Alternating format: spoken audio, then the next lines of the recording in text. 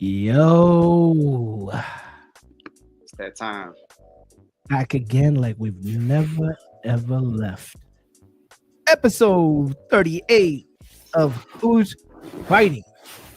Another weekend, another week of fighting. LT Kam Gee, how you guys doing? I got the itis, man. I ate I ate 5 tacos. You know what I'm saying? Yeah. I got my sleepy time tea right here. Oh It's all yeah. good. Y'all gonna have to carry the show. I'm here for color commentary today. Hey, as long as you don't pass out on the live stream. I've seen that happening. Those streamers now they call them 24-hour marathons and they put a camera and people be watching them sleeping. Like I'm like, what the hell? Like, Nah. salute to the young dudes that do that, the Kaisenites, but that's interesting. Low key, this was a hot toddy. High key. Hey, well, Strap. I mean, LT got the itis. I had some late afternoon caffeine watching my son today, so I think the theme will be balance. We have some balance today. Very nice. I like it. And LT got on his red. I got on my blue. Strap got on this green with the red. We meshing very well. Shout out to Majors. This is a black-owned company out in Dallas.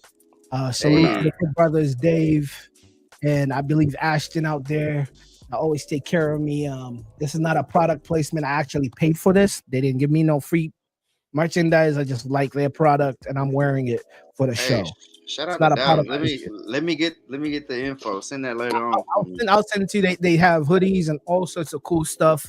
I've been supporting their business not only because I know the owners, but they have some pretty dope stuff. And I just thought, in the show, I'll try my best to wear a lot of either local here in Wichita, like people that have clothes or anything. I'll rock that stuff just to give them, some shine time. But that's on my own. Never know who's watching. Yeah. So follow us, people that are watching it live. We don't have too many people live, but we're gonna start this new thing where we say like, subscribe, leave a comment. We need engagement. When you put engagement onto our videos, I know we say to look at our videos, we do get the views, but now we need the engagement so we could, survive in the algorithms. That's right. Go back to episode 37 and let us know how trash it was. Hey, right.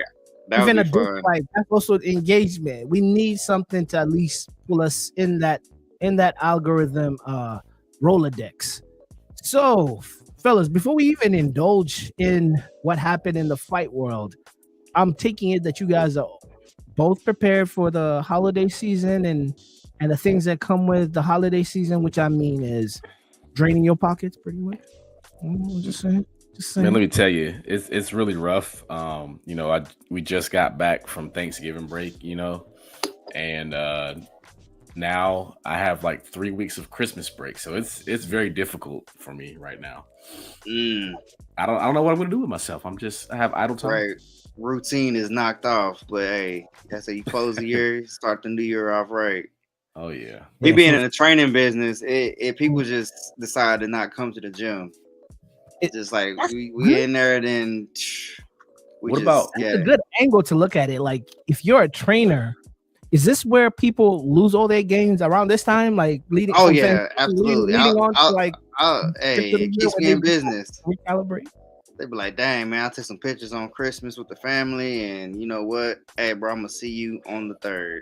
What about New Year's though? Like, do you get a spike then or New Year's resolution, people?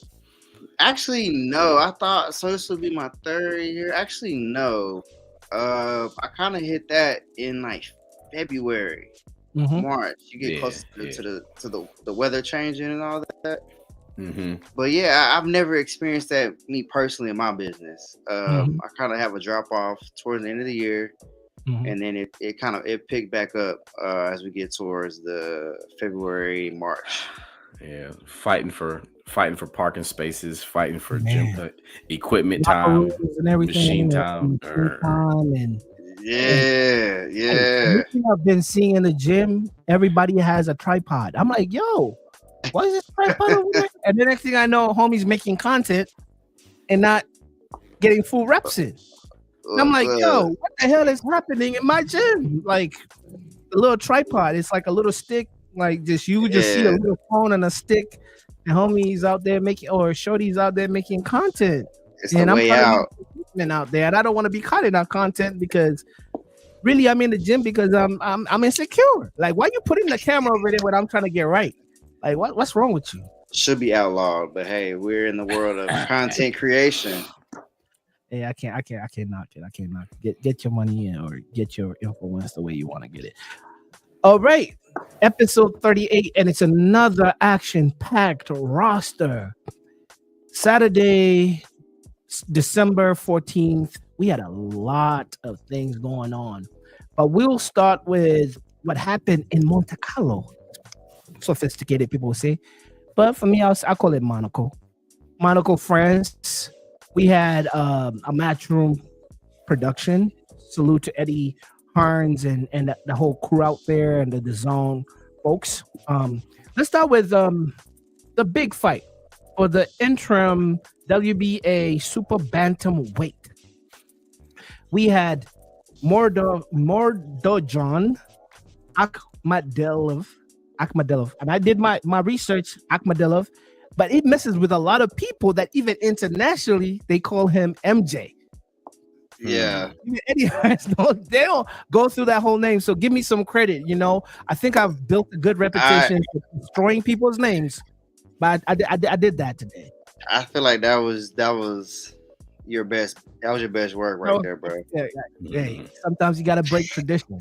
You gotta break tradition. That I was gonna say generational curse, but I don't want to put that on my kids. Ricardo Espinoza was his dance partner. Did you guys get a chance to watch this? Checked it out, and my guy MJ, excuse me, coming off a year-long break, was very sharp, very patient, and violent on impact. What was interesting about this fight, though, is Eddie Hearn and MJ called out anyway to accept the challenge of his mandatory. So, big implication fight. I think the styles are very complementary. Complimentary, yes, and will lend for an exciting fight if we get that fight made. So something to look out for. Beautiful performance. Glad I got to get acquainted with his style. Been out of ring for a year. Whole card was legit. Yeah, I've watched MJ fight before this, but he is a very, very powerful fighter for that weight division, and that's what Eddie Hearns is betting on. Is like, okay, you've not dealt with this type of power before, and I think he used a past fighter. There was a clip that I shared with the group. Eddie Hearns says, "Yeah, you fought this guy, and you thought that was your biggest power hitter. Well, you've not felt MJ's power yet, and the way you dealt with that guy's power, well, this dance partner is a little different. So you saw what he did to Homie in the third round, TKO. They had to stop it. It was, I mean." He's overwhelming. Respect to Espinoza, Ricardo Espinoza. I mean, and Ricardo Espinoza does come with a pedigree, you know, 30 wins, 25 by KO. He does come with something. He comes with a name and legacy, but MJ made light work of that. So respect. Yo, gotta love how Eddie Hearn always sells it. He's a promoter. Like, he promotes his fighters. Yes, he's a great salesman. Like, he had on his tux. He was on the microphone. He was like, hey, you know, we're going to call him out. Very direct. I love it. And I think you got to listen to it. If you're out there anyway, you sitting in your living room in Tokyo, you're like, hey, man, let's do work. So, yeah, I think it's an exciting matchup for sure. Exciting matchup. And, you know, anyway, is one of those people that are just getting a reputation. I can't even speak right, but the monster, he's one of those guys that exciting, especially in his division, super bantamweight, that he's good to watch. It's not like people slapping themselves to death, you know, for the 12 rounds. Now, he really makes people sit down and touch that canvas. So, and basically, Eddie Hearn said that he ducking MJ. Long story short. Yeah. Yep, just call it like it is. He ducking them. So let's see.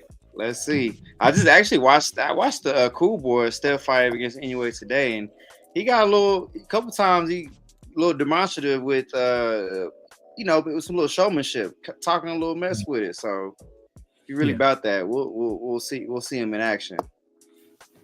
Salute to Inoue. The next fight on that same card was for the vacant European Cruiserweight title. And you know what that means? That's like a little pathway to other contendership to other big belts from the IBF. I don't know if it's really connected to the WBO or WBC, if it trailblazes into that direction, but it does really catapult your ranking if you are the European champion, because now you're now playing with the big players. And the person that got the chance to play with the big players right now is Leonardo Mosquet. I'm saying that right. All right. Frenchman. He fought a British fighter, I believe, in Siobhan Clark.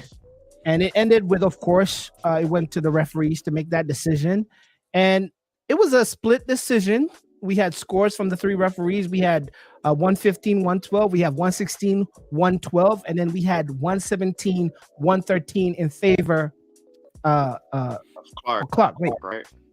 That's the last one. So the other two were in favor for Mosquet. So yeah, if I run that back. So it was a split decision. Did you guys get a chance to watch this? I didn't watch it personally, but I just went off some highlights and I saw what was happening over there.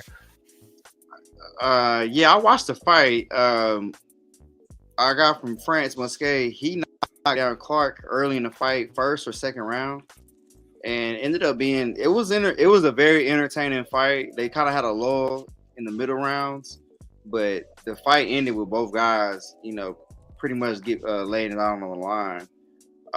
One thing about this fight that when it comes to boxing, we always have this card. We have this 117, 113 card. And it's like, why is there always this disparity in these close fights? You had 116 on one end, 117 on another end. And I called back our episode when I got back on with y'all guys, like, man, we need some arbitrators into the scoring because the disparity of that was so crazy to me. But close fight, the European Cruiserweight title is very notable as far as world rankings, and there have been other big fighters that have had this title coming from the European ranks. But me personally, I wasn't necessarily impressed by either one. Both big, strong guys. I didn't see any like eye-popping skill in my assessment. But tough fighters, game, you're gonna give everybody a tough out, whoever they square off with in that division. So great fight though to watch. You want to go check it out. All right. I had late. I don't know, man. It was close. It could have went either way. Let me just say that it could have went either way. I'm thinking marketing. Like, this guy's got a marketable name though, Leonardo Mosquet. There's some wordplay that you can get creative there. Yeah, he's undefeated. He got the face. Yeah, he got the face. You know how they do it in boxing. Pretty decent knockout rate too. You know what I'm saying? Like, how does Leonardo paint his canvas? You know what I'm saying? Paint his canvas with his opponent. Hey, right. You squared the whole canvas. Yeah. You see my IG right there. Hit me up if you want to discuss further. You need some marketing and some promotional advice. Yeah, hit up LT at China Kid, official China Kid on Instagram. What else? What other? Nah. Let's move on to the next. By the way, we're gonna run through these recaps because we have some exciting topics that we want to touch on. So forgive us if we skip over some details or some minutia that you would want to hear about, because these fights are well documented. You can go on YouTube and watch them if you want to, but we just doing a quick rundown so we can get to our topics. We went to the IBF lightweight world title for the women, that is, and we had Beatrice, the Beast, I believe is her nickname, Ferreira versus Lucia Bordersa. If I'm saying it right, she's French. Lucia Bordersa. Fellas, does that sound good? Am I Other French, butchering it too bad? French person. Okay. I think you're doing great today. You have to a great start. Yeah. So this was by unanimous decision. Of course, all three judges went 100 to 90. The Beast is known to knock out people, but Licia took her the distance, and I won't say too much about that. But salute to the Beast Ferreira, who got her IBF light world title belt, and hopefully that leads to her next step of global domination in that weight division, the lightweight division. But I think it was her sixth fight, by the way, too. Sixth fight. That was her sixth fight. We need more women in the fight game. All right. Cam, you said you watched that one, right? Yes. Did it look like she was trying to knock her out? It was a dog walk. Yeah. She was her opponent was a former champion, so she was not going out. She actually had on a knee brace, which I find wild. I only see that in women's boxing, and our guy Benavidez, they got shot in the leg. But but it's Tyson Fury got one, yeah. But no, her Bordessa is a former champion, so I don't think she was going for a knockout. And has coming in with a lot of experience too. So the French put a good showing up this weekend in the boxing world. So complete domination though. No chance. Are they trying to reverse the stereotype, like being soft? Like that was, I don't know, man. If you remember that it used to be like the French stereotype. Yeah. Yeah, but I'm seeing. I actually follow some French trainers, some French Canadians. I mean, I think they just have a strong affinity for the sport, and they give it the right respect. I mean, you gotta give them that. So, they kind of change the narrative a little bit. Another fight on that same card is Maxie Hughes versus Gary Cooley. This was by unanimous decision from all three judges in the favor of Maxie Hughes, and it was the same as the last fight that we talked about, which is 190. Did any of you guys watch any of these highlights or see how Maxie Hughes convinced the judges that he was that guy who to take that unanimous decision? They cut him. The Cully had a bad cut he had to deal with over his eyelid. I really thought, I was myself as a trainer, as a coach, I would have considered as a coach and a trainer stopping this fight earlier because this guy, this is a fight, but you have a career to think about. Right. And it was clear that he was not winning the fight. So I don't think it would have been any shame in calling this one early. Maxie, he was shorter guy, shorter reach, but was able to use his physical strength and his boxing skills, and not even a contest. Yeah. So we'll skip over to the next fight. We had the Australian Terra Moena Jr. versus Vladimir Katsuk. This actually watched. It was a first round knockout in the favor of the Australian heavyweight. Heavyweights have been making a bit of a resurgence. Like these names come out of nowhere. And I'm like, who is Terra Moena Jr. from Australia? And I did some research on him. He's kind of getting a little bit of a following out there in down under is what they say. But like he has a bit of a following, and seeing that knockout, oh man, it was a first round knockout, a finish. Again, not a lot of sample size, only fought 5 times prior. And the person he was fighting also was an unknown with a record of 5-2. I mean, it's exciting to see how healthy the heavyweight division is worldwide. I mean, we talked to our boy Willie and what's happening over there in Europe and what's happening here in America. We have so many incubator spaces for the heavyweight. So what do you guys think about this one? You make a good point, Strap, about the heavyweight division, because there's nothing much to say about this fight. It was a wash. but what you can see is a guy with a big dude with power and skill and knows how to use it from the small thing that we saw. So we keep seeing these heavyweights come up in the picture, and I'm like, bro, that's really exciting for boxing that we have big, strong heavyweights in the pool to create fights. I think we're moving beyond the Mayweather era in the boxing world where guys are holding on to their O's. Some of these O's will have to go, and we'll still respect them because we understand that these guys are skilled and they put a lot of time into it. So I'm excited. Heavyweight boxing has to be on, in my opinion, for boxing to be the way it should be. So yeah, LT, did you get any chance to catch any of that? I'm looking at them here. This is measurables. You got it. Born 1998, gold medalist at the 2023 Pacific Games. Qualified to represent Australia in the super heavyweight event at the 2024 Olympics. Samoan if he's Pacific, like Pacific Islander. Yeah, them boys is strong. Well, those organizations have like the Caribbean 6'6". Okay. Big dude. Yeah, don't really have a weight here, but 6'6", man.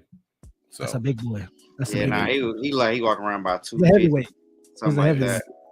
He competed at super heavyweight, so I mean. Oh yeah, that's super heavyweight. Is this still like 250 and up? Is super heavyweight or is it 245? That's at the amateur level. Yeah, it's something like that. Yeah. Yeah. So we'll hop over across the pond to Liverpool at the exhibition center in Liverpool. There was some fights that happened out there. We have the legend herself, Natasha Jonas. Jonas. I said it young. I've been watching a lot of basketball where we changed the J to the Y to the Jan to the G to whatever. But Natasha Jonas, because she's British, she's not. Natasha Jonas was fighting the legend, and she was fighting Ivana Habazavin. Am I saying Habazavin? First one you butchered. Okay. How do I say that? I would say Habazin. Keep it moving. Okay, Habazin, and this was for the IBF welterweight belt. I mean, I've seen Natasha fight for a long time. She's been around. She's fought so many people. I think she even fought Savannah. Let me take that back. Marshall. I think she fought Savannah Marshall. I think she did. Live fact checked in. She may have also fought. She's fought some fighters. But while you do your facts check in the background, she is a legend. And seeing her, come out here, do what she had to do in Liverpool, and get her IBF belt. Salute to her at the welterweight, and what she did over there were very respectful. So the likes of Katie Taylor, also Michaela Mayer. Yeah. Okay. So she got some names on that resume. Oh yeah, she's been around for a long time. But yeah, she's active, and she won by decision. Scores came out. One of the judges had her at 190. One of the other judges had 99 to 92. The other had 99 to 91. So yeah, she won, and salute to her being active. It was a 10-rounder unanimous decision. And let's go on to the next. By the way, they were fighting. Which is sorry. Well, I mean, it's not polite for us to talk about women's age, but she's every bit of 40. She's been around for a long time. I think she's an Olympian too. She fought for the Great Britain Olympic team. I don't know if she's a medalist. Maybe she is an Olympic medalist. But she's been, from my watching women's boxing, she's been one of those faces waving the flag for black boxers for a long time. She's been around. Right. There's an article from Sky Sports that claims she was the first black female manager. Yep. First black female boxing manager, excuse me. As of October of 2023. Yeah, she is very monumental over there. Like, she's the same way we look at people like I hate to bring names like Layla Ali we look at she is iconic. She's iconic. I'm not saying like Natasha Jonas is a fan favorite with the knockouts and whatever, but she's a pioneer is what I'm saying. So salute to her being active and still doing her thing. Give her a flower. Another Sky Sports showcase. We have Lauren Price versus Bexy Matthias, and this is for the WBA welterweight world title. This was based on my notes right here. Price TKO victory Matthias in the third round. I didn't watch this, but we are recapping. If anyone wants to add commentary to that, please feel free to do that. Remember, we are stateside. We don't have Sky Sports over here, but that's what our data brought us back. We can find ways to get Sky Sports. You gotta pay for those channels. We paid ways. Nah, right. But look now, I didn't catch this one.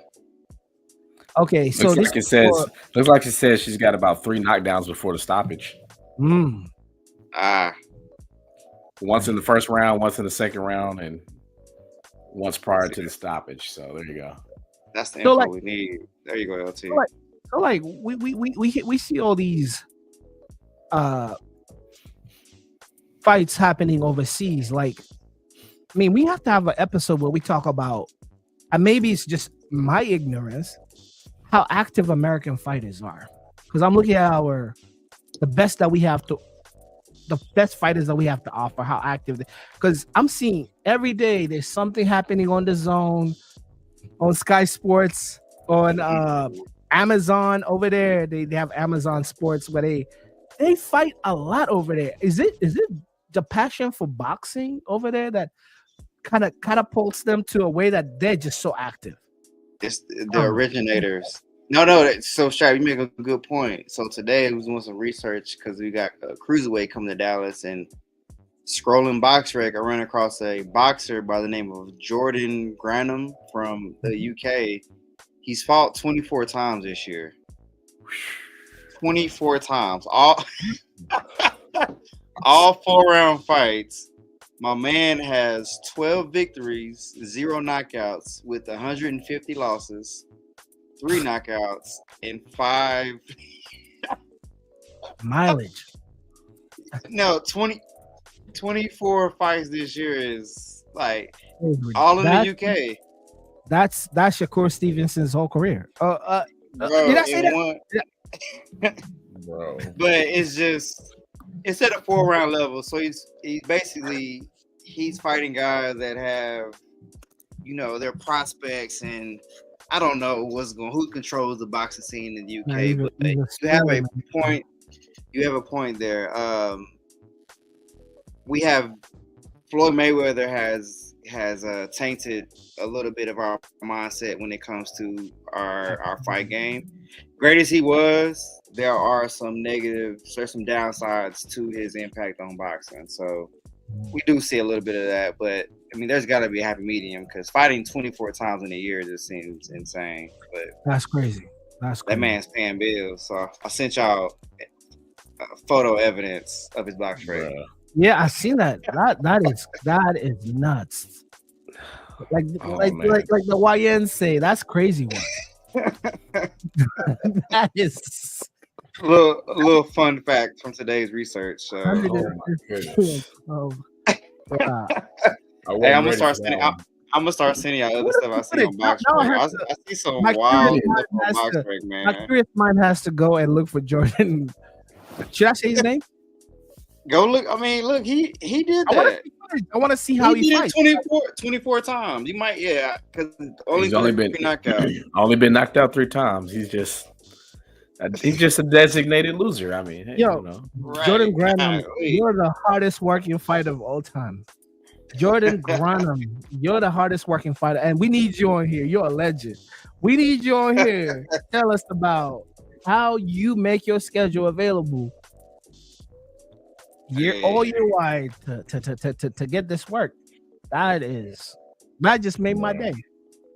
Yeah, anyway, so speaking of the fighting culture, so yeah, that's why I was looking at it. I was like, yeah, why are all these fights happening overseas? But here we are all gearing up to celebrate.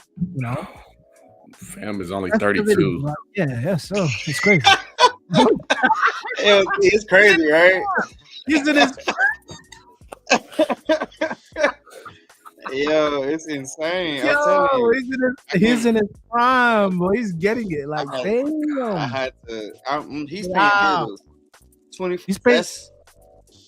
It's 52 weeks, right? That is crazy. So he fought for 6 months this year. That is crazy. And he has a video on YouTube. I'm watching it right now. Like, oh no, live feedback. What's going on? Give us. That's crazy work, bro. Oh, I love it. It's just the wrestling game is wild though, bro. We had a phrase and it was called a dummy mission, and so they might as well just paint his boxers like black and yellow, like crash test. Crashing out. Yo. Hey, he's a D1 crash out. What they call all-star crash out? Like what the YNs have their own thing about crashing out here. The black Air Forces and all that stuff crash out. Well, they have like a whole crash out kind of kit. Like that's crazy. If we could get a fighter on here with a ton of fights, I would want to get this one right here, y'all. Buck Smith from Oklahoma City. Oh, 183 wins with 20 knockouts. My man got in his Toyota or something, hit the road and took these fights. I think he's an old school fighter. I think I know who you're talking about. He has like all the 90s and 2000s. But he's got a story. So we say all this in jest with our guy in the UK, but there's guys out here doing it on the opposite end and making a career out of them for themselves. So you don't have to be. I tell my guys like, man, you don't gotta be Floyd. You can be Buck Smith and just go get it. You could be Roberto Duran. Look at how his activity. Roberto Duran's activity kind of makes me look at like, bro, the wear and tear is crazy. Or even Mike Tyson in the 80s. I look at Mike Tyson fighting from 80, I think it was 87, where he fought like close to 20 fights that year. Close. I may be exaggerating. It was some crazy. He was taking a lot of fights, double-digit numbers. Like he fought so much back then, and it was normal back then, I guess. But hey, salute to the fighters that are out here grinding and getting it. I will say this because I said some negative things. I'm pretty sure he's first of all, he's a professional sparring partner, but I'm sure he's hurt some people behind the scenes, just not on official fights. Right. Because there's some. I'm like, okay, is there like a tie or organization under the table situation going on here? Yo, man don't take knockouts. If we keep on shooting these jokes, we're not gonna finish this show. Look, I love. That's why I said I love. We went on a tangent right there because it was on my mind. I know, yo, what? I had a screenshot ready. This was today. Hey man, it's the fight game, man. People gotta get paid. This fight game is not for sometimes it's for glory, but sometimes it's a lick for some people. Sometimes it's like going and donating plasma. Like sometimes it's a lick. It's a lick. You gotta just as dangerous. Like yo, hey, I'm gonna keep hitting y'all with different box recs. Y'all gonna like it's a wild world out here, man. Hey, this boxing game is something else. Bro. God.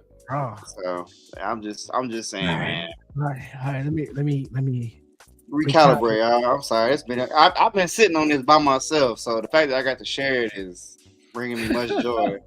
Yeah. Okay. What I have on the agenda is not on the banner, but I was gonna salute to Vidal Riley. He's been a trainer for KSI. He's a young fighter out of the UK. He could fight, I think, cruiserweight to heavyweight. I don't know if you guys have heard of it. Vidal Riley. He's been a sparring partner for some of your favorite heavyweights, and he fought this week. He fought Dan Grubber, and he was like a last-minute opponent that was pulled in. He won by TKO in the second round in Liverpool. He was part of that fight card, but he's one of those guys that low-key built a reputation that people don't want to fight him. And people that know him know that he's training your superstars, or he's training I don't think he trained a Jake Paul, but he's trained KSI. I don't know who else he's trained, but salute to Vidal, because these people in the shadows will never be brought to light because they're just young fighters that be putting in work in the gym that nobody just wants to highlight because that's how it is. Sometimes you could be too good for your own problem. You create problems just being nice because you just beat up people in the gym. But I felt like I had to do that. Okay, let's get into the one that we probably may spend the most time with. Ooh-wee. I won't even talk about this. Let me let LT or Kam J lead up to this thing right here, because this is shaking the box in Twitter, and I'll bring it in. We have Jaime Munguia upset by Bruno Sorake. I don't know if that's how you say his name too, but this is another Frenchman. So it was deep this weekend. I thought LT had more. We was waiting. Kale, I'm gonna let you go, man. You give us a good play-by-play today. Jaime came out really good, really strong. Actually, not put him down, I believe, in the first or second round. Hometown event. Supposed to be an easy L. Our guy from France, Bruno, only had 4 knockouts prior to this fight. He picked up his 5th one, and with a perfect right hand later in the fight, Jaime was not able to recover, was counted out. You could literally see the people in the crowd holding their head. They were there's a photographer ringside that just had his hands over his face at the knockdown. And I know as a opponent, doing that in somebody's hometown is crazy, because Bruno's name on the marquee at the stadium was like almost illegible, and you weren't able to read it from a distance. So clearly it was set up for Jaime to come home and get this dub and, set out Tijuana for the night, and that did not happen. So very, very shocking upset on the top rank card. This is what I wanted to point out in the year 2024 of our Lord. Jaime Munguia has fought John Ryder on January 27th. Everybody is probably aware that he fought Saul Canelo Alvarez May 4th. He also was in action prior to this on September 20th, where he got a KO victory against Eric Bazinian. And so this is his 4th fight in the year 2024 on December 14th. And maybe one too many. Right. There's a fine line. So going back to the activity part, if you're not taking damage, then having a higher activity rate makes sense. But we took a fight against a experienced John Ryder, 9 rounds, and Canelo, 12 rounds. And then you had a fight, your fight in September, which I think he washed dude out, right? 10 rounds. 10 round knockout. 10 round knockout. So you putting in heavy rounds, heavy competition. So there's a fine balance when it comes to the activity level you want to hold. Like if you're going against world class competition, you might want to give yourself a little chance to recover. Or I guess maybe in this case they thought they would schedule somebody that would not create much resistance, not a lot of KO power, but hey, the body's tired. And not to mention what he's doing in training outside of the ring, or what kind of punishment he's taking in camp. Yo, this reminded me of a classic. Who is this guy? Who is Bruno Torres? Like it reminded me. It took me back to 2013 when I saw what's his name? Madonna, the Argentinian. Was he Argentinian? Dog walk AB. And I'm like, who is this guy? And the next thing I know, Madonna's next fight is Floyd Mayweather. And I'm like, oh, he's the truth. Because that first fight with Mayweather, because I don't know any of my homies didn't know Madonna. Even with AB, I thought AB was this is yours. Madonna was coming from Argentina or somewhere. We didn't know who he was. AB, yeah, you're the heir to the throne. Take this. This is, and then Madonna mollywopped him. Man, So bad. Look, I remember he was not recovered from that. Surprise, surprise. The level of competition that Surek, whatever. I'm sorry, but whatever his competition he has. Call me Big Bad Bruno. Right, for real. At this point, I mean, he was 2 fights removed from fighting a guy that had 23 losses. 4 fights removed from fighting a guy that had 22 losses. He has fought guys that have losing records. 1, 2, 3, 4, 5, 6 out of his last 9 fights with guys with losing records.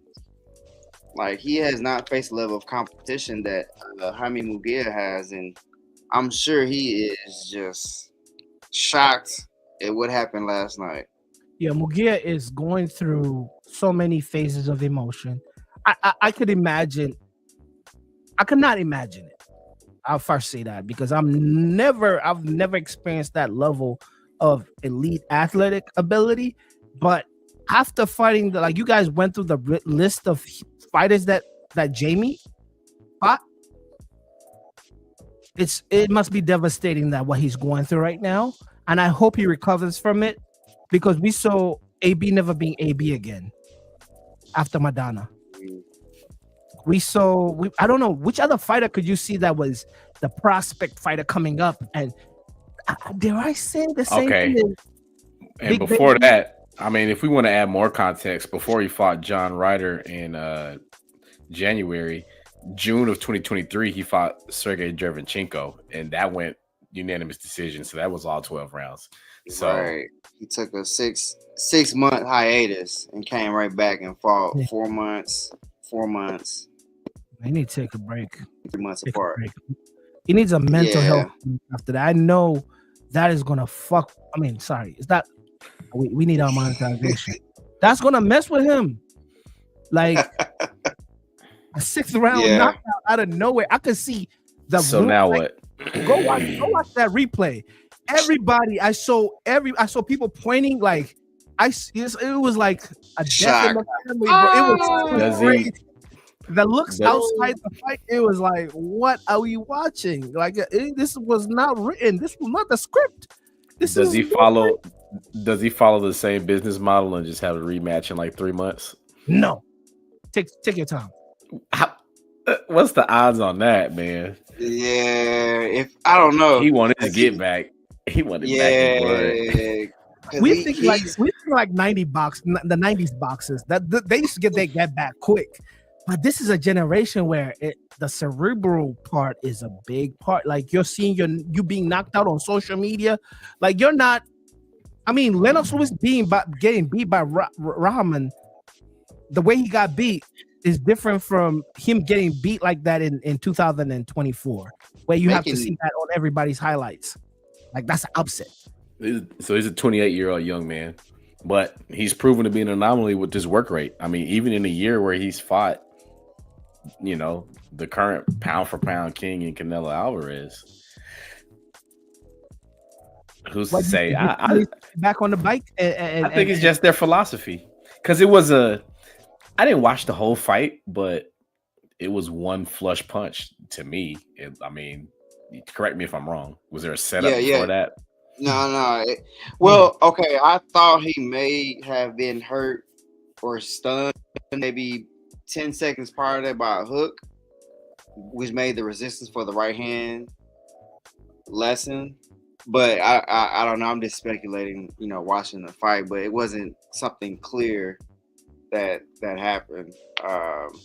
Like I said, it could just be. He could have overall this cumulative effect of punishment, sparring, training, fatigue.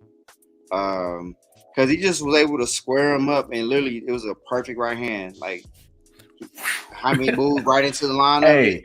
It really looked like a 90s sitcom punch, like boom, sound effect and everything. No, you're absolutely right. Sacre bleu, and he's out of there. Yeah. But fellas, we could have a whole segment about this particular fight based on so many elements from just boxing being very unpredictable. Sometimes we think it's a predictable sport because of someone's pedigree and who somebody has fought. But really, this is man versus man, woman versus woman type of sport where any given night, puncher's chance. One punch. It brings that back to perspective, for real. Do you guys want to talk about Alexis Rocha versus Raul? Oh, we already went over that. That's all you. We can talk. I didn't see if I wanted to go to result. Because really and truly, if we're talking about a draw, what are we doing right now? Oh man, majority draw. I mean, it's been said that it's going to be one of those battles. It's like adding makeup on a. Sorry, I was gonna say something else, but they call it the battle of the year, one of the battle of the year competitions. But bros, I want to see some wins for real. But I have nothing to write home about it. Draw. All right, well, and we don't have time for that. So let's get into UFC next. Let's get into UFC Fight Night Tampa. We'll start with the main card. We had Joaquin Barkley versus Colby Covington, and this right here. First of all, salute to Missouri's very own Joaquin Barkley. I don't know if he's from Ferguson or St. Louis. I don't know. Hold on, man. Is that how they were saying his name on the broadcast? You sure that's not Joaquin? Right, yeah, Joaquin Buckley. I said joking. Joaquin. The J's. Yeah, that's why. Where's he from? Is he from Missouri or Ferguson? Somebody said Ferguson. Somewhere I see Ferguson. I mean, it's the same place, right? St. Louis, close to St. Louis. Yeah, it's a suburb. Right on the outside. Mm-hmm. His record is 21-6. Covington is 17-5. People don't even know Covington's record is 17-5 because he's so he's pushed on to everyone based on his social media presence. He's an antagonist and he's a smart promoter and polarizing figure. Polarizing, yeah. So of course he's MAGA affiliation, which is okay. But that's him. He just does that. He's the heel for most fights. But right now, who's the heel when life is the way it is, built the way it is when it comes to politics? But anyways, that's the story for another day. He got a TKO stoppage, and I'm saying Covington was stopped based off doctor's recommendation of his eye. He got cut, and the doctor literally said, I caught this on camera. If you keep on going, you're probably going to lose your eye. Whew. Stop the fight. If you want to keep on going, you're going to lose your eye. Stop the fight. So it was a TKO victory in the third round for Barkley. I've seen some good fights from Joaquin in the past. He's lost a few, but hey, it's UFC Fight Night, so you don't get the marquee talent, but it is what it is. It was great names to be put out there. Kobe brings people out. Florida was supporting the crap out of Kobe. I was like, oh my God, he's the heel of the UFC, but everybody in that place was like, yo, putting the flags. He had Hulk Hogan come out. I want to be an American. With the flag and everything. The little red hats, like it was fine. I mean, I have to be careful what I say. It was entertaining. I was going to say it was fire, but really and truly, there's an undertone to that kind of like. Oh, yeah. Wrong. Well, but for the spectacle of I will say this. He went to Iowa Central Community College, so he probably had his girlfriend. He probably had his girlfriend stole by the football team. So who knows? Deep-seated, deeply rooted resentment there. Yeah. I think it's an act. I think he's not. I mean, sometimes as a fighter, he was ignored. He was put on the layaway till he found like a gimmick. And sometimes it only takes that one gimmick, even if it doesn't matter about your record. It's about how many butts to the seats that you bring. And bringing butts to the seats does not mean you have to be the darling. You don't have to be the AJ of the world. Sometimes you got to be the person they want to see you lose. So I think he's played that role pretty well. The guy they love to hate. But he's main carding an event, like even if he's lost like 5 times. That's weird to me. But anyways. On to the next. This is a featherweight bout. We have Cub Swanson versus Billy. Guys, help me out here. Yo, Theo, you said that Quantillo? This was exciting, by the way. Pause. This was a knockout in the third round by Swanson, and going off his record, 30 wins, 14 losses. He's a veteran. He's been around for a while.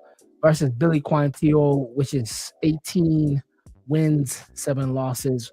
He lost with a devastating punch. You guys have any commentary for that? Or are we just skipping through? Not on this one. We can keep it pushing. Let's keep it pushing. So we have Manel Cap versus Bruno Silva. We had a couple of Brunos on this show. That's crazy. This is for the flyweight bout of the UFC. Same card. It's not the ticker, but continue. Oh, did I skip some? Oh, wait. We may have deleted it. Okay.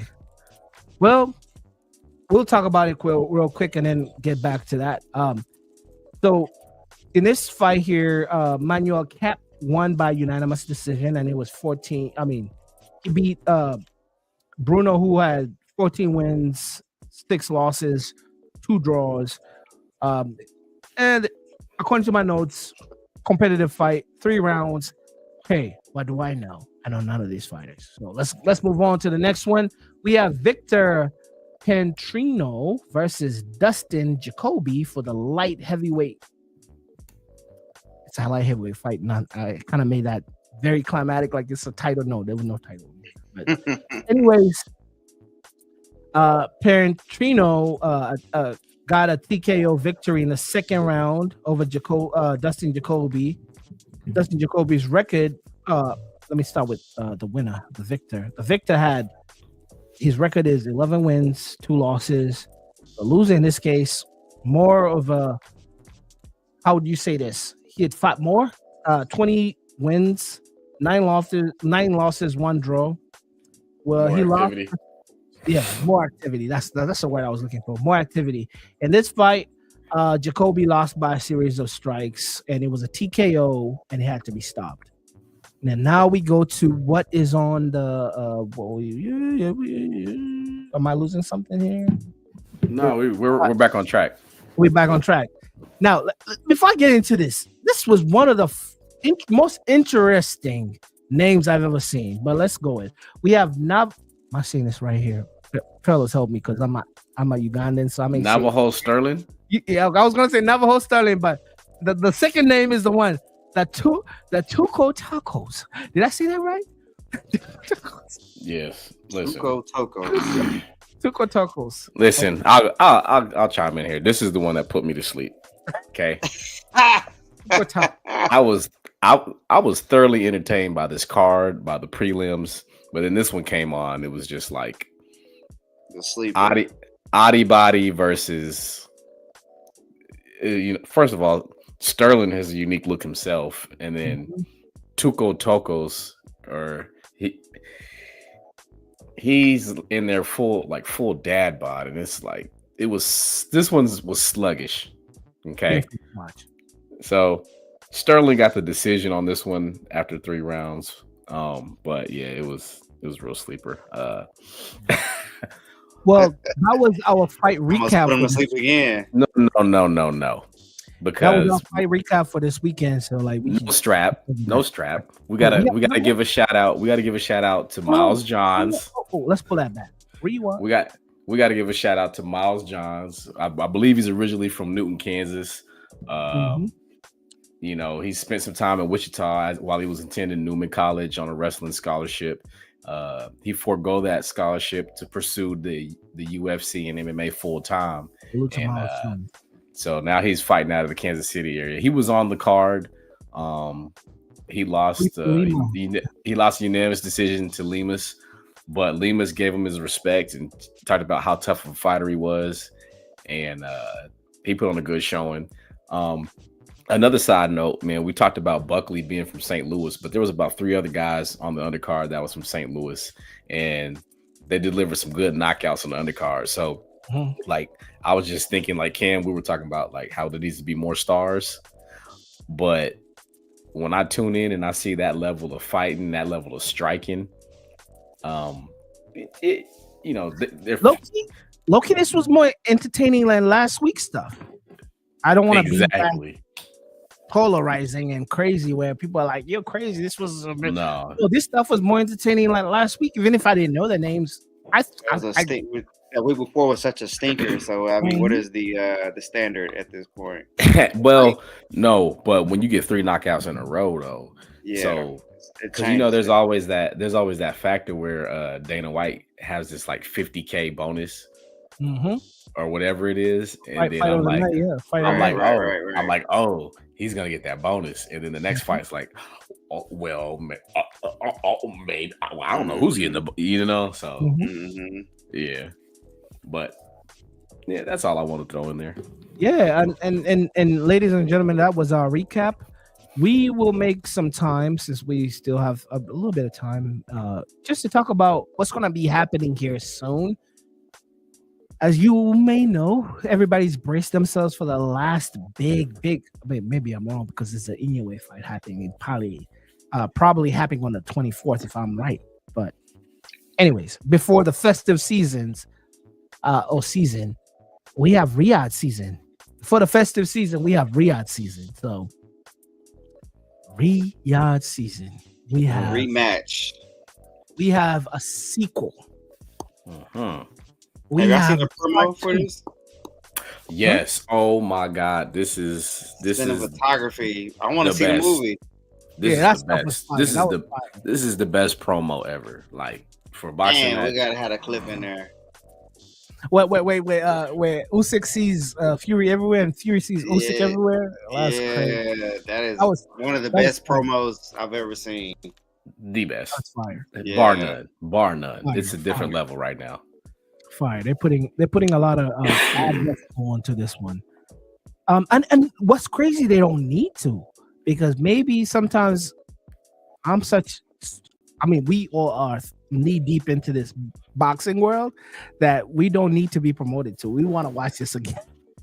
Well, but I understand for the casuals, and you have to do all the extra. The heavyweight division is the biggest division in boxing, biggest fighters.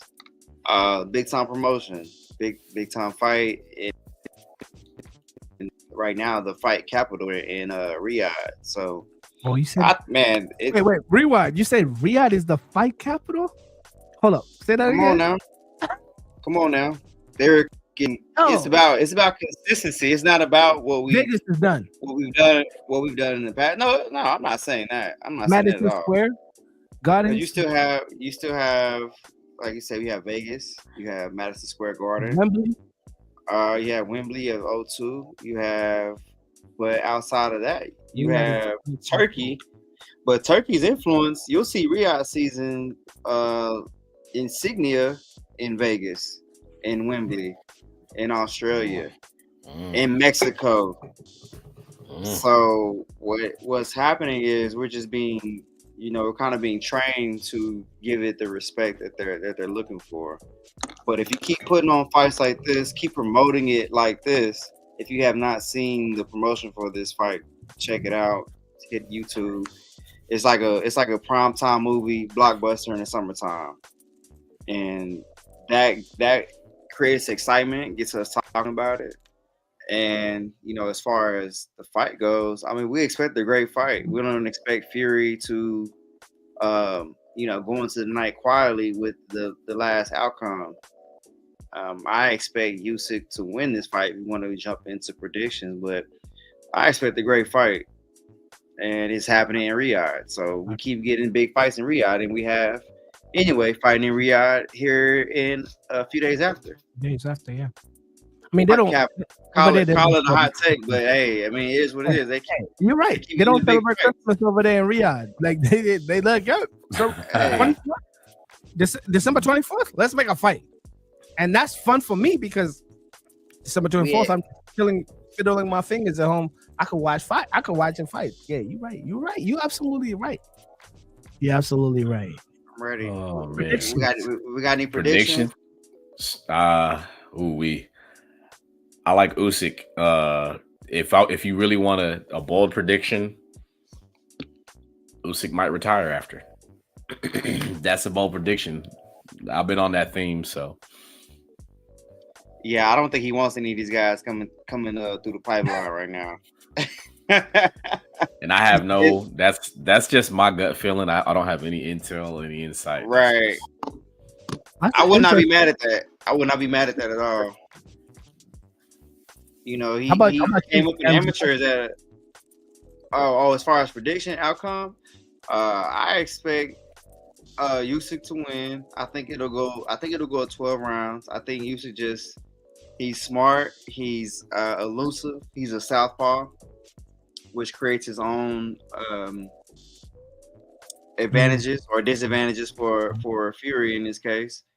And he's showing that he's mastered this boxing thing. You know, he's came up from the amateurs fighting at 168, 175 or something like that, and he's looking really strong. If you've seen any of the training camp videos or pictures, we're seeing a body type that we're not used to seeing with the Usyk. So, but he still looks like he has his agility, his IQ. He's still sharp. So, hey, I'm expecting another win for Usyk right here. Yeah, if I had to make a specific prediction, I think Fury comes out ultra aggressive, way more aggressive than the first one. It's going to be Usyk's going to have to win on his ability to counterpunch on this fight. It's going to be a lot more movement. So hopefully he can stay out of these corners. So if I have to give an exact prediction, I'm going to say Usyk wins by 10th round stoppage on a counterpunch. Oh, okay. Stoppage. Wow. I agree. I agree with both of you to saying levels, right? First of all, I agree with LT where Usyk is going to be on the back foot in this fight. Where I agree with you, Kam Gee, I think Usyk is going to still be the glitch in the matrix, if that makes sense. Meaning that we've not really solved that cruiserweight that kind of floats in the heavyweight. Like, kind of, you're faster than everybody. Your footwork is immaculate. Like, you know how to find angles that people like. He has an unfair disadvantage with most of these heavyweights because, to be honest, when this fight initially happened with the first, not the part two, but the first fight, I thought it was a fair contest because we thought what Tyson Fury is, he's a 6'9" Usyk. We thought he had the feet, the level change, to find intricate angles to put people in trouble, because really Fury was never a smother you type of fighter. He only did it one time and people kind of forget. Like, he did it with Wilder because he knew Wilder had chicken legs. So he was smothering him and just always clinching him and putting that weight on him. And he put on weight intentionally to tire him out, because you know when you're a very lean on him. He leaned on him. If you're a very wiry fighter like Wilder, everything is generated from your legs and your torque. But in this case, I don't think he's gonna do that to Usyk. I think Usyk loses this fight because I'm not seeing Fury fight somebody for the second time and not figure them out. Usyk is a great cerebral fighter. He's a brain fighter. Usyk has shown vulnerabilities with body shots. De Boer. He's shown that with Chisora. He's shown that we've seen fights where Fury never took advantage of Usyk's vulnerability with the body. Yes, you could switch angles, but I still put Fury I put Fury to the levels that he's a very, very, very smart fighter, and he'll find a way to neutralize Usyk's strength to kind of highlight places where he could put Usyk in trouble because he's the bigger fighter. But with that being said, Usyk is he's cracked the matrix, man. I don't know how to stop him. You can't. When Joshua fought him the first time, whitewash. Second time, Joshua did a good job, but Usyk still. Yeah, he's just hard to. He's one of those jigsaw puzzles. Like, he's not a guy who's gonna berate you and destroy you. No, he's just gonna outfight you. The recipe for Fury is to make it ugly, to lean on him, to smother him. Exactly, and I think size-wise, Fury has that advantage to go and make this muddy. Let me trap this guy, hit him with bodies and clinches. Clinch separation. I'm separating. You separating me. I'm gonna run through you with a body shot. So every time you feel me, you're gonna have to feel me every time. Usyk doesn't like that type of pressure because Usyk is a dancer. He's a Lomachenko. All of them Ukrainians could dance. They nice. They could salsa. They're good. But if you, I don't know. I'm just saying. I see Fury switching it up and being a brute, like you said, and I kind of agree with you on that. That stepping on the gas may be good for Fury on this one, because I've seen brutes fight Usyk like Chisora, and they had a very, very successful fight than a person that tried to box with him. That's we lost Cam. Cam's screen froze, so Yes. we won't keep it pushing here. Also on the card, Sergey Bohachuk versus Ishmael Davis. Bohachuk is a dangerous man. Dangerous. But this might be an instance where I think this is a replacement. Is this a last minute replacement? Or So I don't think it's last minute, because I think I saw this over on their website. I saw that on their website. Not a website, but the Right House's website as a replacement for what's his name? Majimov. Mm-hmm.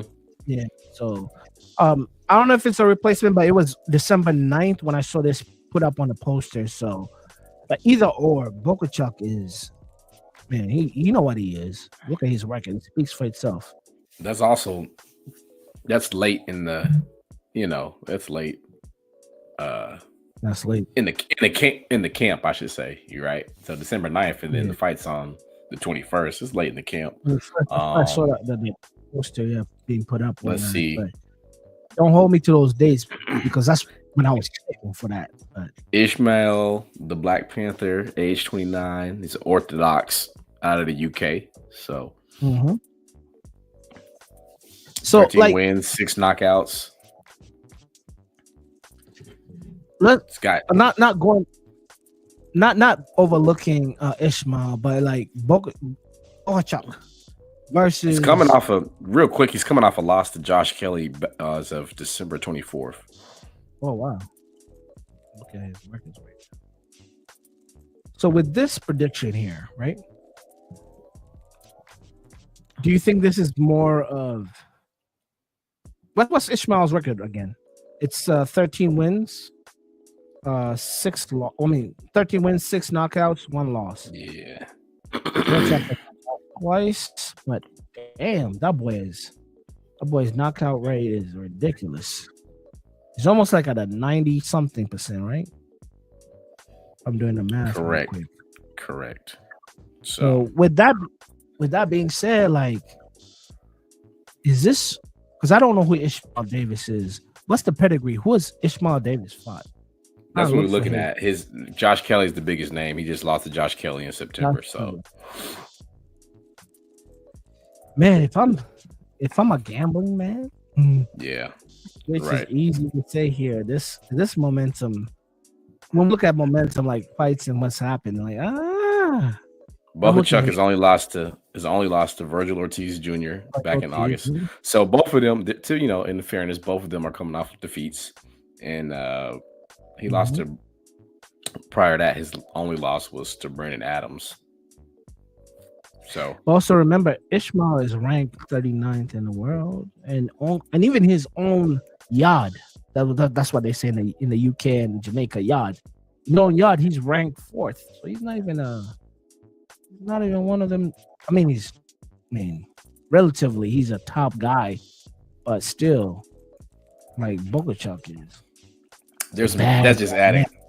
Yeah, that's just adding context. It's looking like Bogachuck on that one. Bogachuck is top 8. So battle tested. So yeah, top 8. It's a bounce back. It's a bounce back fight for both those guys. I say Bogachuck wins this. This is an alley-oop for him. I hope I'm wrong, because I've just been looking at Ishmael and what he has, his profile. I like what I see, but I don't see him doing anything to Sarhi, is how they call him, Sarhi Bogachuck. I don't see that. Do you see any? We on to the next. Okay, cool. I'm pushing it. Yeah. We got I don't Moses. No, Moses Itama versus Dimsy McKean. Undefeated Moses. About 80% knockout. Yeah. And then we have a 22-1 and then 14 KOs. That is here. Dimsy's another Australian boxer. You seen any of these fighters dance? Nah. No. Let's see. Yep, nobody on here that I know. Looking at the all Riyadh season put together, so there must be not a conflict of interest. There must be a setup for one of these. And usually, when you want to see a telltale sign, is a fighter with a very not high. Okay. Interesting enough, Dimsy McKean has a fight against Tai Tuivasa, a professional boxing fight.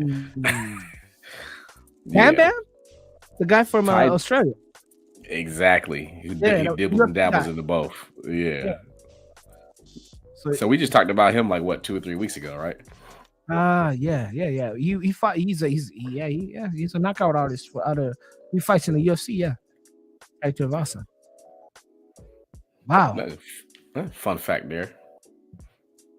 So Tiama, whatever his name is, Moses Tiama, looks like he's being projected or catapulted. Correct. To the higher levels. It looks like it. It looks like he's being pushed by Riyadh season, and maybe he's really a prospect in the ways that they're being very selective on who he fights, because the telltale signs based on both records. MC could create an upset in this case. But even his record is good. He's only lost once. 22 wins, 1 loss. That's an amazing record. For me to fight a guy who's only fought 10 fights. Hold on. Cool. So on BoxRec, he's showing 20 fights, 10 KOs, so 50% knockout rate. This is a super heavyweight division here. Mm-hmm. My guy's a southpaw out of the UK. So like I would call like one of those guys that could create an upset on this type of fight. I think he would, because that record is nice. I mean, 50% for heavyweight. What does 50% knockout rate mean for heavyweight? I don't think that scores as high in the heavyweight category, because we see heavyweights, those fights don't. Oh, I see what they just did right there. You know how old Moses Chioma is? It says 19. 19. I see what they did there. He's a super prospect. He's a lefty too. Right. Yeah, I think they have interest in this young man, and they see something great in him. And that's crazy. I've not seen McKean fight before, Dempsey McKean, but I think they think that's cannon fodder. I think Riyadh sees that's cannon fodder, because you're gonna put a guy who has won 22 fights and only lost 1, and he has 14 knockouts, with a young 19-year-old who's only fought 10 fights. Yeah, they want to catapult this guy. It says, so his BoxRec says he's fought 20 fights. It says he's 20-0. That's what the boxer reg says. So, but yeah, it looks like they're trying to propel him, and then use this card to propel him. So he's a super heavy. So I'm trying to see how much. Super heavy. He's a super heavyweight too, bro. That's crazy. Yeah, I see that 20 fights, 10 KOs. I don't see his ranking. I mean. Oh, here you go. Right here it says Tomo has also sparred with Tyson Fury. I see that. He's got an older brother who fights in the light heavyweight division. He's 6'2.5". Well, okay, just safe bets. I'll say Moses wins this fight, and he will be the next guy that will be on Riyadh season for the next heavyweight undercard, I guess. They have vast interest in this young man, and they want to see him climb that ladder, like we said. I mean, that looks like a layup. Like, it looks like we're catapulting this young fighter because we see him and we see his intangibles better than what's out in the field. So let's put him out there. What else do we have? Let's go. We see Dennis McCann versus Peter McGrail for the European Super Bantamweight title. We already talked about these European belts. These European belts, sometimes we, as people living in America, we don't take them serious, but these belts really catapult people into real serious positions. I mean, we experienced this firsthand with our own person that we had as a spotlight guest. We had Willie. One fight, next thing you go to BoxRec, he's top 100 something. I don't know where he's ranked now. I think he's maybe top 80 heavyweights worldwide and ranked number 1 in the Netherlands. So these more, I want to call them what's the word here? I don't want to use the wrong word for these type of belts. They're not random little things here. These are belts that will be step stools to something that you may not see in the US here that will make somebody automatic contender to something. You're like, what the hell? How is he a contender? Because they have that belt. And by ranking or by activity, that belt means a lot because of the type of competition level that they have over there in Europe. So yeah, that's why. So I've seen them use Dennis McCann on some promo stops and stuff along the way. So obviously there's somebody that they're pushing right there. Yeah. Well, I hope, to be honest, like, I hope, do we have a belt like that? Do we have an American belt like Intercontinental? I mean, I know that in wrestling, Intercontinental. Like, we have a belt that is just designated to an American champion out here. I don't know, because I just recently. Oh yeah, they have those North American. Yeah, they have those. What do those? Yeah. What's the significance of those belts on a global scale or a ranking scale? I mean, it's kind of like pay to play. I think that's just how I look at it. I mean, it's the system that's in place. So I hear you. All right, as we run through this, we'll talk about the last fight on that card, which is Isaac Lowe versus Lee McGregor. We have another McGregor, Lee McGregor. McGregor must be a very common Irish name, because I'll tell you this. Before McGregor, the only Mick and a G was MacGyver when I was a kid, who used to fix everything. That was one of my favorite shows. Well, anyway. Lee McGregor is a Scottish professional boxer. Oh, Scottish, I said Irish. I mean, kind of close parts of the world, right? Yeah, I mean, I know none of these fighters. I'll be honest. Let's cut it. The undercut for Riyadh season for this big clash is not enticing. I'll be honest. If we had Majamal versus Vakachuk, or I don't know, I don't know none of these fighters. Well, listen. Maybe I'm ignorant. I don't watch.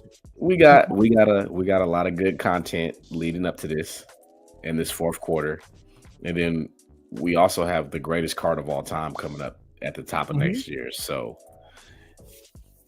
I mean, hey. Yeah, but like with that being said, like we making these predictions just based off what we think or what I think. I mean, you may have watched these fighters fight. Based on their record, it's a telltale sign who's being pushed to be the cream that rises to the top. Right. But shoot, let's do it because I like to debate. I like to not debate, but I like to put thoughts out there and hopefully they become reality. So let's keep on giving our recommended suggestions on who's gonna win, or our, I guess, what they call it. What's the word? I can't even speak English. Predictions? Prediction, yeah. It's all gravy, man. We can say this. We'll say this last topic when our brother can get back in here. So, based on those numbers, I'm looking at those matrix.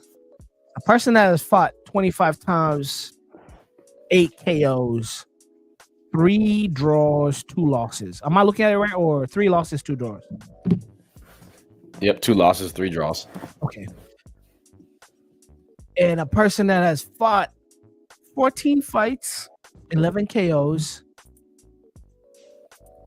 1 loss and 1 draw.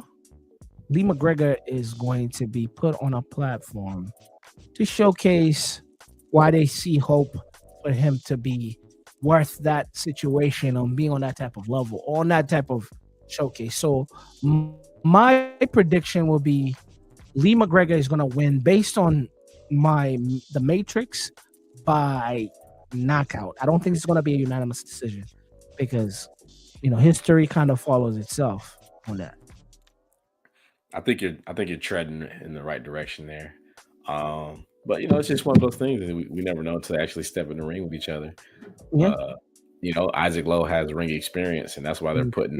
That's why they selected him as an opponent as a step up. So a lot of these are step up fights, and sometimes these prospects aren't ready to take that next step. But even with him being a step up fight, we're doing the law of numbers. You've won 25 times and you've only knocked out people 8 times.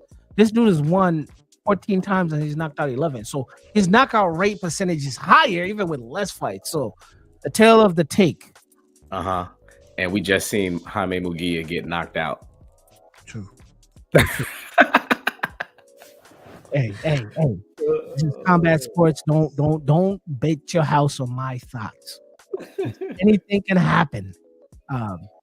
But yeah, so what did your take? I mean, you said a lot of logical stuff. What did your take on your predictions on this? Well, we got Isaac Lowe's 5'7", 30-year-old man. Let's look at Lee McGregor. I bet you he's young. Lee McGregor is 5'7", born in 1996. So he's 20. So he's 27. Just coming behind him. I mean, so kind of late in the game. I wonder if he's had an extensive amateur career. Possibly. I mean, those Scottish fighters, like they be fighting in the amateurs quite a bit, or maybe he's just cannon fodder, and then they just need somebody to fill space. But for that record to be on such a stage for a premier heavyweight bout that is about to happen, you have to have something, either a following or something. Correct. Something. You got to bring something to the table. Yeah. I just don't think he has to have something. I just don't want to choke it up to him being IBF Youth World, British Commonwealth, EBU European champion. So he's got a little pedigree right there. Yeah. Somebody fix his Wikipedia for us. There you go. We'll keep other topics of conversation to a time where we have a full casting of all our guests right now. Salute to our brother, man, Kam Gee. He got pulled into the nebula. He got pulled into a black hole. Like he's right now. His spaceship is fighting its way to back to our realm, but Man, we love our brother, and we don't want to conclude the show without him, but sometimes we got to do that because sake of time. And I mean, sometimes, man, internet is a good. I mean, technology is a good thing when it's working, and if it's not working, man, what is technology? It happened to me last week. We went a little long-winded too, so Yeah. But with that being said, ladies and gentlemen, it's been episode 38 of Who's Fighting? Who's Fighting? Just like that, we done.